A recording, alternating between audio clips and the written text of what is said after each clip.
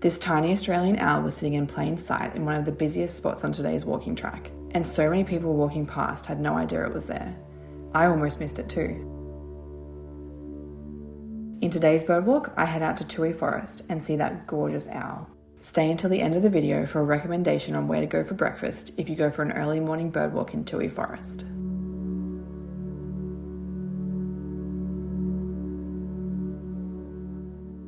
Good morning. This morning I'm at Toohey Forest.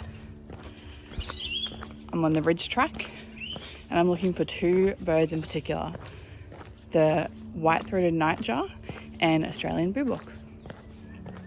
Let's see if we can find them.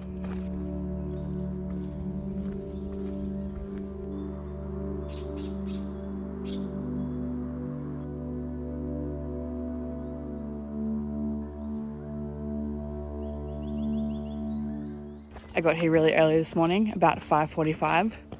Might have been a bit too early because the birds aren't very active yet, but hopefully it'll give us a better chance of finding those birds. They'd both been reported in this area on eBird recently, so I thought I had a reasonable chance of finding them, although I was a bit less confident about the nightjar than the boobook. I'd also seen pictures of the boobook on Instagram recently, and I knew that it was sitting in a hollow, so I had an idea of where to look, but I had no idea where to look for the nightjar. I've only ever seen a nightjar in a roosting box before.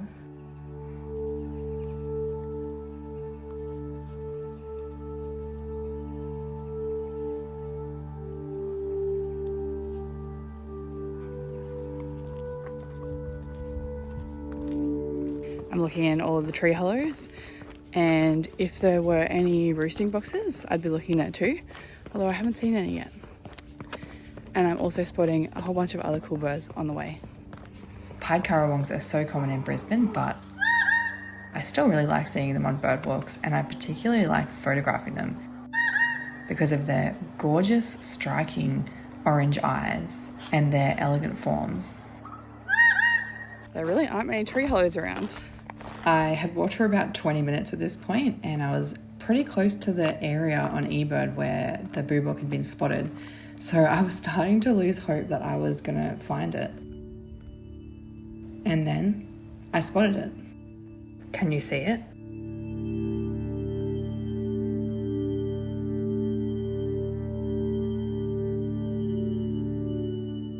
We found it.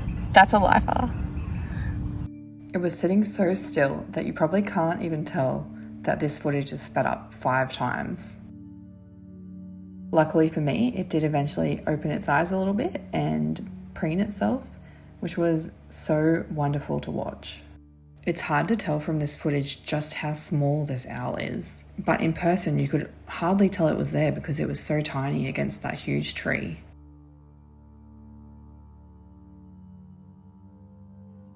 Because this was the busiest spot in the track that I'd seen so far, lots of people came by as I was sitting here with my tripod taking footage of the owl, and most people were pretty interested in what I was looking at.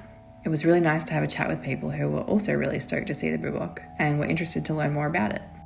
I was really interested to hear from some people who were local to the area that the boobook's been there for a few months now.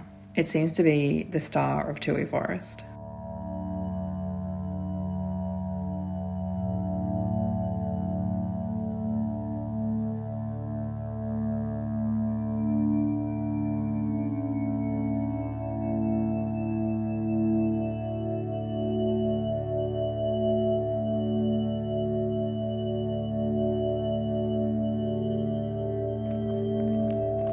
Well, I'm on my way back now. The boobook really was the main event of today's walk. So beautiful. On my way back, I saw some more birds. It might be hard to tell initially in this footage, but there's actually 3 birds in this shot. In the middle, flying into the right of the shot, is a striated pardalote. The one being quite obnoxious is the grey fantail, and it's hopping around near a rufous whistler. I actually didn't notice that there were so many birds in this shot until I watched it back. Here's a slightly better view of the striated pardalote. Always from underneath though, one day I'll get a better shot.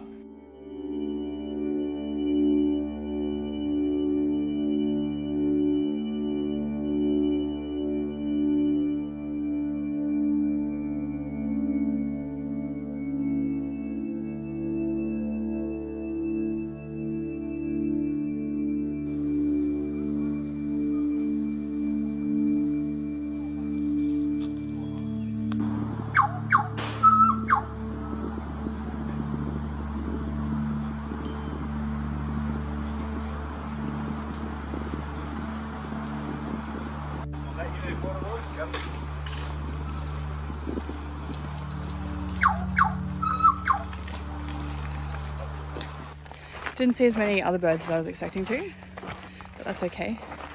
Also no white-throated nightjar, but that might have been a long shot anyway. Still a lovely walk, and now coffee.